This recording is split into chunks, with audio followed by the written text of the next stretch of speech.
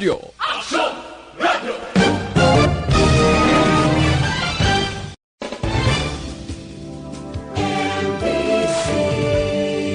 Manila Broadcasting Company.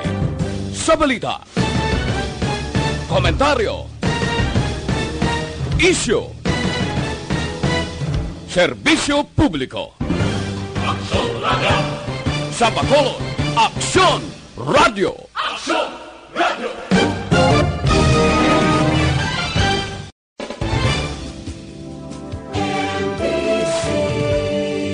Manila Broadcasting Company. Sa balita, komentaryo, isyu, serbisyo publiko. Aksyon Radio. Sa Bacolod, Aksyon Radio. Aksyon Radio.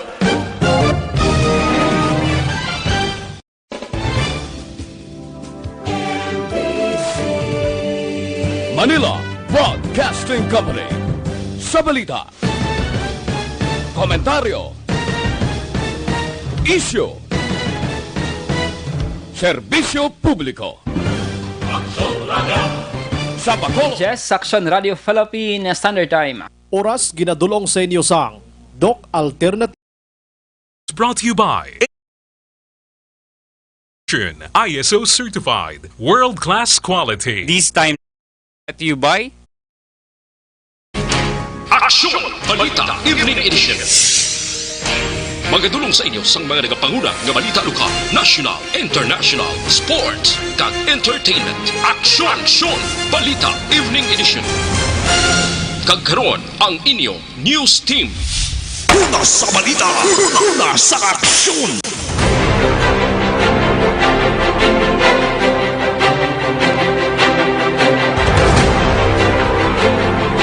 Bayang gabi syudad sa Bacolod, Western Visayas, kag Bugos nga Pilipinas. Welcome na sa pagpangalagad sa Aksyon Balita Evening Edition.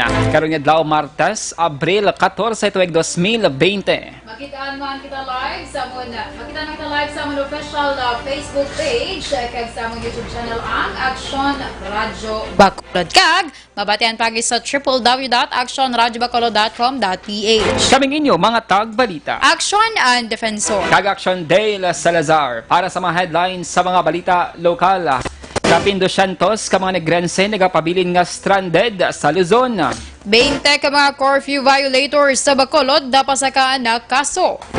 Sa balita national, PhilHealth pagalimitahan na ang COVID-19 assistance umpisa Abril 15. Gobyerno pasugtan ang limited practice sa medical graduates para sa COVID-19 response. Kag sa atong balita international, 42 ang patay bangod sa COVID-19 outbreak sa Virginia Nursing Home. Sa sports balita, Ranidel De Ocampo gin-anunsyo ang pagretiro sa PBA. Kag sa atong balita entertainment, Christopher De Leon negative na sa COVID-19. Detalye sa mga balita lokal pagkatapos gid lamang sini.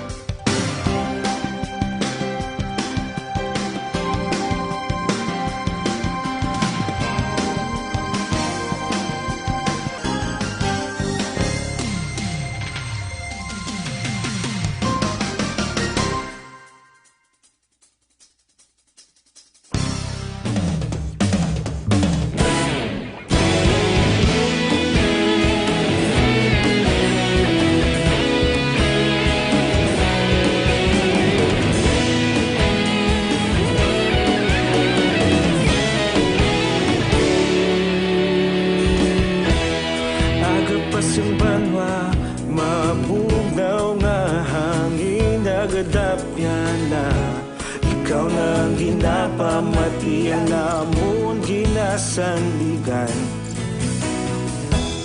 Tingog sang probinsya kamatuuran ginapalap na. Minsay nga may dala paglaom kag kasanat.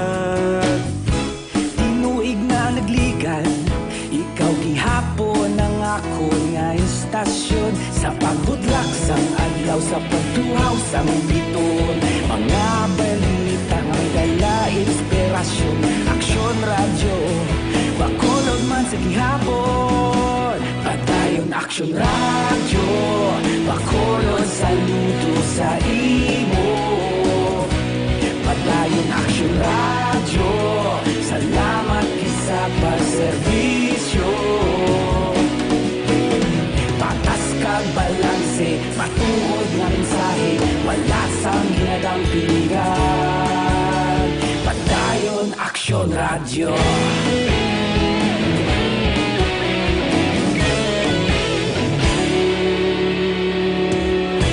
Pagkulong kag negosanon, inyong pamatian. Istasyon nga nagapalaplag sang kamatuuran. Magbakod nga prinsipyo, reporter handa sa serbisyo. Kahapon, karon kag sa gihapon, kita magapadayon. Tinuig na nagligad, ikaw gihapon ang akon nga istasyon. Sa pagbutlak sang adlaw, sa pagtuhaw sang bituon. Mga balita na may dala inspirasyon, aksyon radyo, bakolod man sa gihapon. Padayon aksyon radyo, bakolod saludo sa imo. Padayon aksyon radyo, salamat kit sa pagserbisyo. Patas kag balanse, matuod na mensahe, wala sang ginadampilikan. Padayon aksyon radyo. Una sa balita, una sa aksyon, sa Bacolod Aksyon Radio.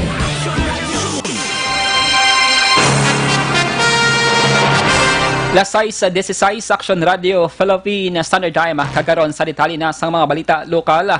Gina-consolidate sa karon sang Negros Occidental ang kapin 200 ka mga tawo nga nagapabilin nga stranded sa Luzon bangod sa ginapatuman nga enhanced community quarantine o ECQ. Sulo kay PDRRMO Head Dr. Z. Fard Kailiana, ila pa gina-check kung ano ang classification sang nasambit nga mga persona nga nagpakig-angot sa ila via email address kag contact number. Suno kay Kailiana, magluwas sa kapin 200 ka mga persona nga mayara pa sila sang ginaproseso man nga mga negrense nga construction workers nga nagapangayo sa Buliga matapos nga ma-stranded sa Cebu, Iloilo, Palawan kag Lanao del Norte. Nagpanawagan si Kailian sa mga na-stranded pa nga mga negrense nga mahimo lang magpakig-angot sa probinsya sa 0965-799-6571 o kung pwede man nga mag-email sa imtnegoc@gmail.com. We have a total number of 200 individuals from Luzon, that we have received from our emails and list, for all the stranded passengers, both OFW and construction workers, and even those nga nadulaan obra sa aton. Dapat yan si PDRRMO Head Dr. Z. Fard Kailiana.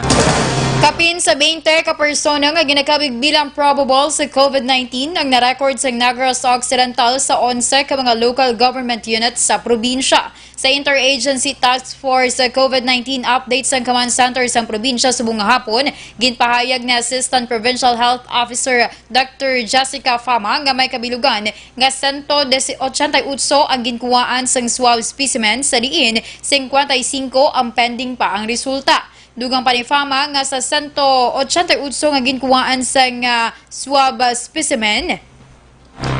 Humalin Marso 23, may 94 diri ang probable, 28 ang healthcare workers, 9 ang nagka-close contact, kag isa ang nagpositibo. Samtang may kabilugan nga 453 pa ka mga persona nga mayara sang travel history ang ginamonitor sa 26 ka mga LGU sa Negros Occidental. Gagabot na sa Negros Occidental, subong adlaw ang 35 ka mga overseas Filipino workers nga na-stranded sa probinsya sang Cebu. Sudang Provincial Administrator Attorney Ray Fernando Diaz, gikan Cebu nagdungkang barko nga ilagin sakyan sa syudad sang Escalante kag dalon sila sa may Yolanda Housing sa may Tumandok Village, Barangay Santo Niño. Banwas ang EB maggalona nga mo ang COVID-19 Provincial Healing Center para magpaidalom sa 14-day mandatory quarantine. Suno kay Diaz, pagabot ipaidalom sila sa rapid testing kagkuhaan sang swab test para ipadala sa Western Visayas Medical Center sa Iloilo para sa confirmatory test. Naibaluan upod sa mga OFW sa isa ka administrative officer, 5 ka nurses sa kada shift kag 14 ka mga pulis para magbantay kag magpasiguro sa ilang mga kinahanglanon. Suno kay Diaz, wala pa sang schedule kung saan makapuli ang 55 nga nabilin sa Cebu bangod ginahulat pang matapos proseso ang ila mga dokumento. Ginabulubanta 3.5 kamilyon ka mga empleyado nga Pinoy nga ginakabig middle class ang makabaton sang 5,000 tubtob 8,000 pesos nga bulig pinansyal nagikan sa gobyerno nasyonal sang 2 ka bulan para sa Abril kag Mayo. Ini matapos ginaprumahan ni Presidente Rodrigo Duterte ang 50.8 billion pesos sa pagpatuman sang wage subsidy program para sa mga middle class workers nga naapektuhan sang COVID-19. Suno kay Congressman Greg Gasataya, ini ang sabat sang gobyerno sa panawagan sa mga middle class nga bulig bangod apektado man sila sang COVID-19. Ginpatag ni Gasataya ang lista sa mga beneficiaries ang magahalin sa BIR nga amo ang may database kung sino ang ginakabig nga middle class worker. Sulo pa sa kongresista, hindi na manakip sa programa ang 4-piece beneficiaries kag ang mga nanakip sa Social Amelioration Program. Nagpanugyan si Gasataya sa publiko nga hulaton ang guidelines sa pagbatuman sang sini nga programa. Ginkalipay man sang kongresista nga nagamat-amat nga nagadamo ang mga pumuluyo nga matagan sang bulig pinansyal nagikan sa gobyerno kasunod nga may 18 million household ang maka-avail sang naka-avail sang Social Amelioration Program. Sa iban nga balita lokal, napasaka na sang kaso ang kapin 20 ka mga tawo nga nagbayla sang curfew sa syudad sang Bacolod.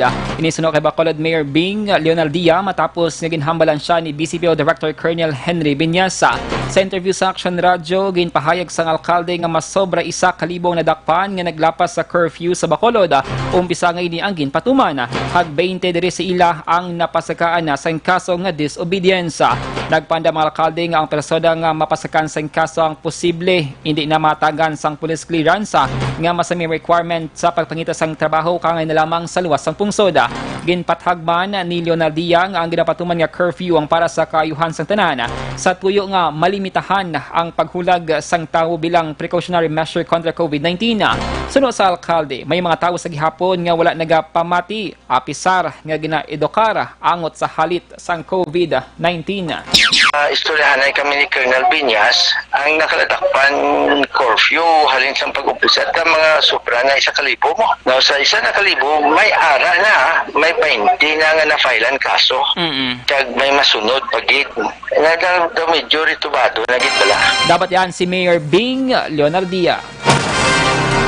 Liwat nga mag-issue si Kapitan Anthony Aicos ng Barangay 15 sa bagong nga home quarantine pasukon HQP sa iyang mga residente. Inibangod wala sang control number ang kapin 60 ka mga HQP nga gin-issue sa Barangay 15 para sa 4 nila ka mga purok. Sa interview sa Action Radio, ginpahayag ni Aico, nagpangabay ini sa mga residente sa Barangay 15 nga isurrender ang una nga HQP para ini ang maislan nga mayara na sang control number.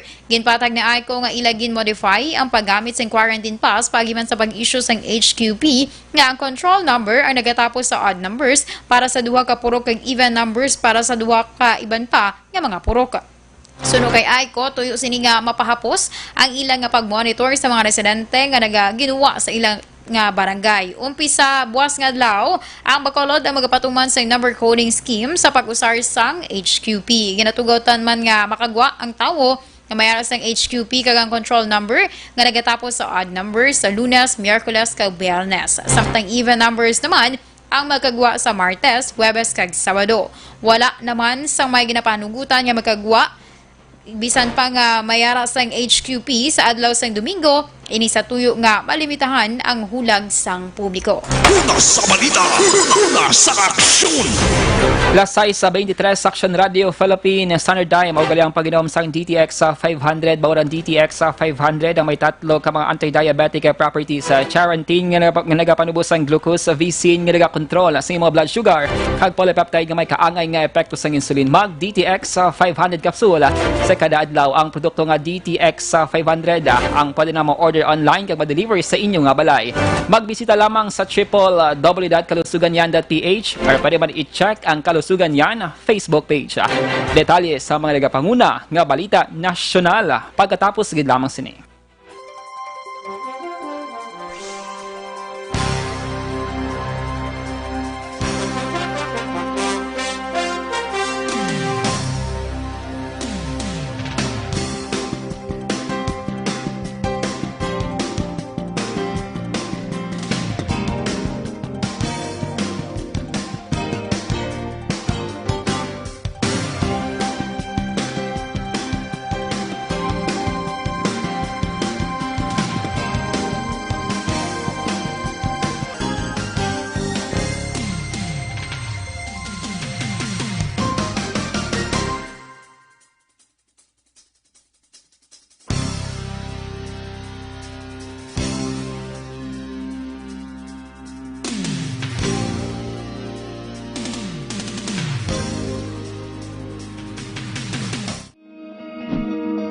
Para labanan ang banta ng COVID-19 sa ating bansa, mahalaga ang kooperasyon ng bawat isa.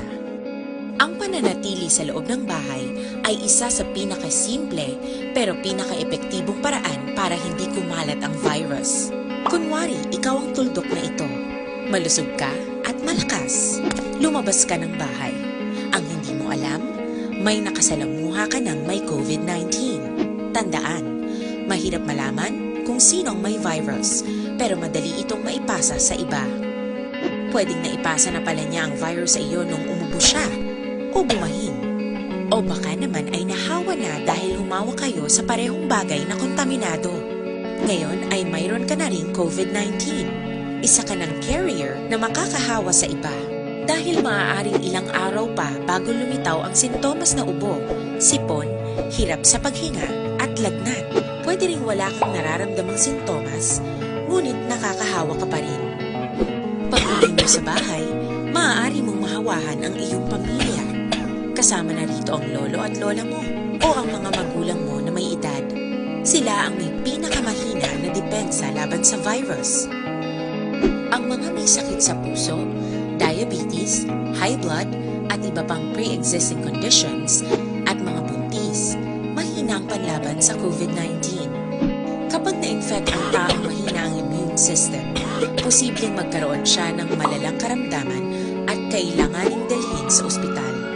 Sa patuloy na paglabas ng bahay at pagpunta sa pampublikong lugar, tinatayang maaari kang makahawa ng 3 pang tao at sila makakahawa ng mas marami pang iba.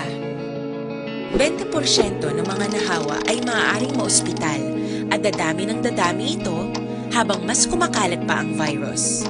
Bukod sa dumaraming COVID-19 patients, marami pang ibang may sakit ang nasa mga pagamutan. Ang mga pasyenteng malubhang-malubha na ang karamdaman, hindi na maaasikaso. Wala ring lugar para sa mga pasyenteng may ibang karamdaman.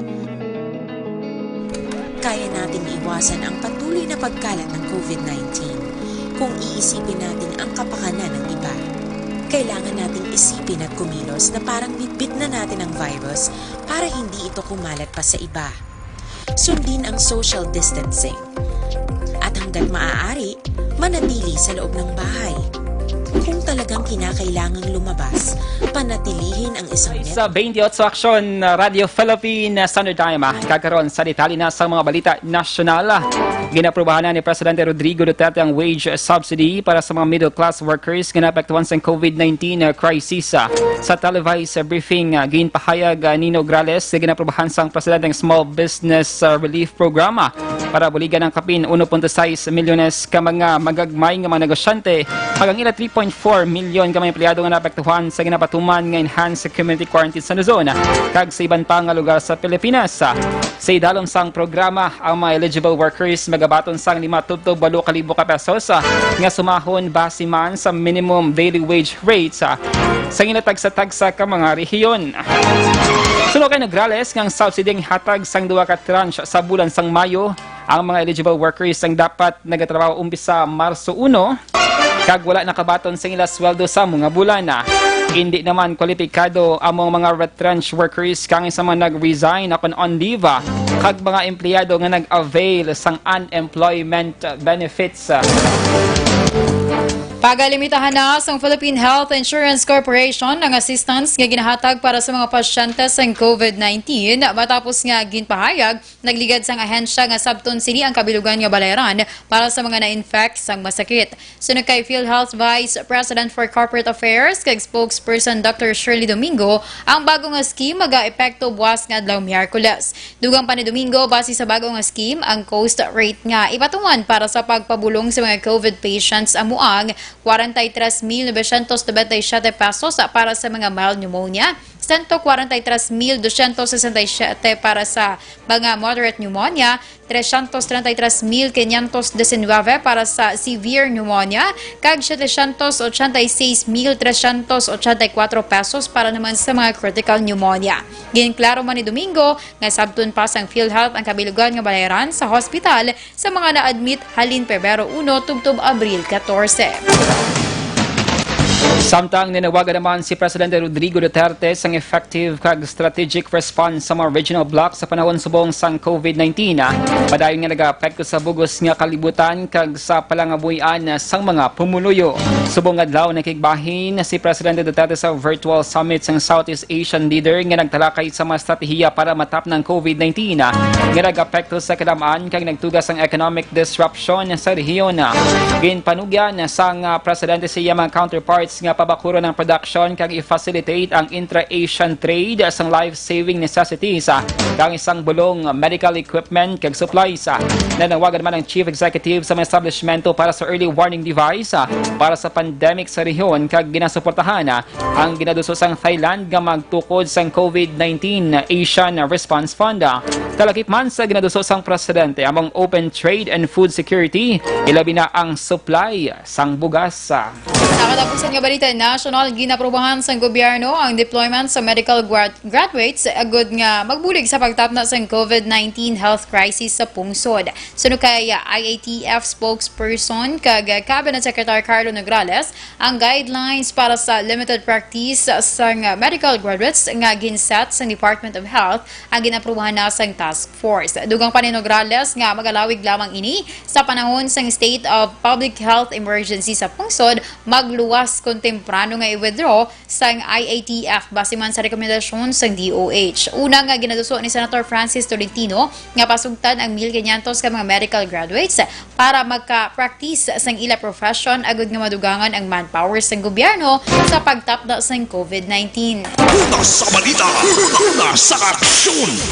Lasay sa 32 Action Radio Philippine Standard Time. Detalye sa balita international, sports kag entertainment. Pagkatapos gid lamang sini.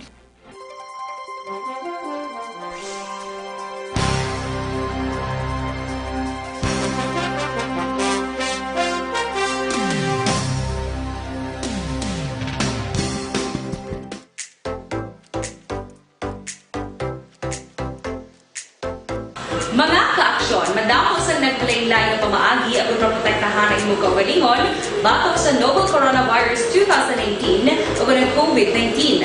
Isa sa mga pinaka-importante ang regular, safe, and effective hand hygiene gamit ang habon kag tubig o ng alcohol-based hand rub. Yan ang proseso sa paghugas ng gamot na rekomendado sa World Health Organization.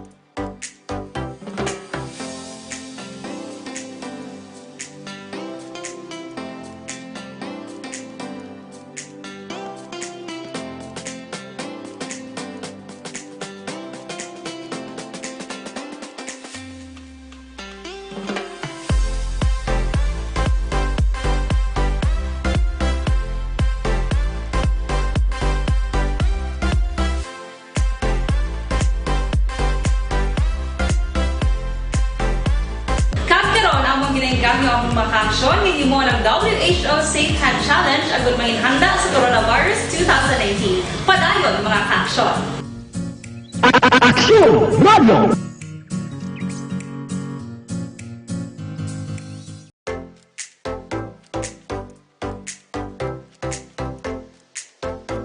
Mga ka-aksyon, madamo sa naglaylay ng pamaagi at protektahan ang imong kaugalingon batok sa novel coronavirus 2019 o ng COVID-19. Isa sa mga pinaka-importante ang regular, safe, and effective hand hygiene gamit ang habon kag tubig o ng alcohol-based hand rub. Yan ang proseso sa paghugas ng gamot na rekomendado sa World Health Organization.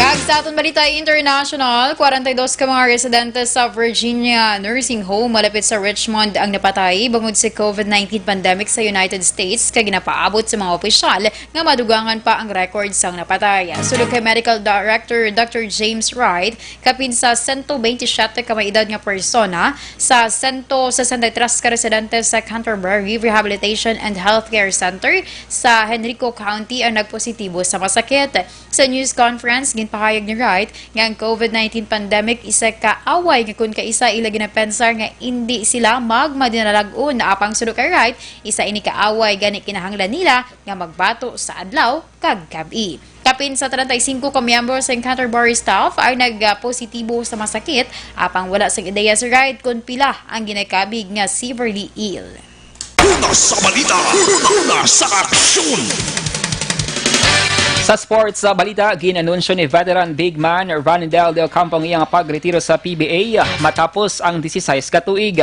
Iningin palayag ni Del Campo si Sega Podcast sa iyang Twitter account. Ginsaysay ni Del Campo nga wala nagsulod siya paminsaron nga mangin dako nga bahin sa iya kabuhi ang sport nga basketball. Si Del Campo ay kapat nga overall pick sang FedEx sa 2004 PBA Rookie Draft pero sa team sang TNT sang iniyang nakilala bilang isa sa mga PBA's best power forwards of all time. Ginkilala ni bilang 2-time Finals MVP kag 6-time champion kag best player sang conference sa 2014 PBA Governors Cup. Nangin kabahin man si Del Campo sang Philippine National Team kag naghampang sa Gilas, Pilipinas kag nagdaog sang silver medal sa 2013 FIBA Asia Championship kag nakahampang man sa FIBA Basketball World Cup. Una sa balita, una sa aksyon. Kag sa aton balita entertainment, nagnegatibo na ang veteran actor nga si Christopher De Leon sa COVID-19 sa masobra 3 ka semana humalin sa ginanunsyo nga nagpositibo ini sa masakit. Ginanunsyo sa iya asawa nga si Sandy Andulong sa iya Instagram story nga negatibo na ang aktor. Sa madumduman, Marso 17 ang ginanunsyo ni De Leon nga nagpositibo siya sa masakit sa pihak ng pandemic nga nagapaidalom sa Pilipinas sa state of calamity kag ang bugos nga Luzon ang ginpaidalom man sa enhanced community quarantine. Isa ka semana nagligad ang 63 anyos nga aktor ang gin-discharge sa hospital kag nagpaidalom sa home quarantine. Ini man ang ginkompirmar sang iya manager nga si Lolit Solis sa tong Marso 24. Una sa balita, una sa aksyon. Lasay sa 38 aksyon ng Radio Philippine Standard Time. Inyo nabatian ng kabugusan nga mga balita sa Aksyon Balita Evening Edition. Karon nga daw Martes, Abril 14, 2020. Saliwat kaming inyo mga tagbalita. Ang Defensor. Kag-Aksyon Dale Salazar. Una sa balita na sa Aksyon, sa Bacolod Aksyon Radio.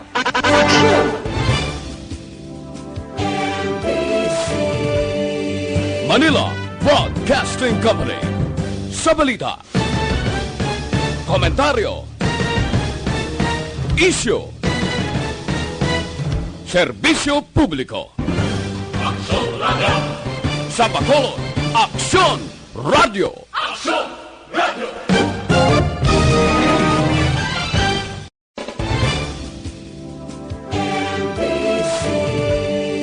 Manila Broadcasting Company. Sa balita, komentaryo, issue, Serbisyo Publiko. Aksyon Radio. Sa Bacolod, Aksyon Radio. Aksyon Radio.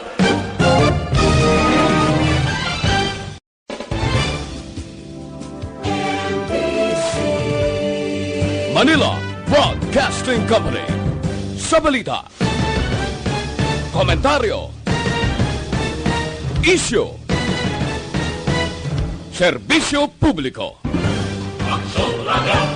Sa Bacolod, Aksyon Radio.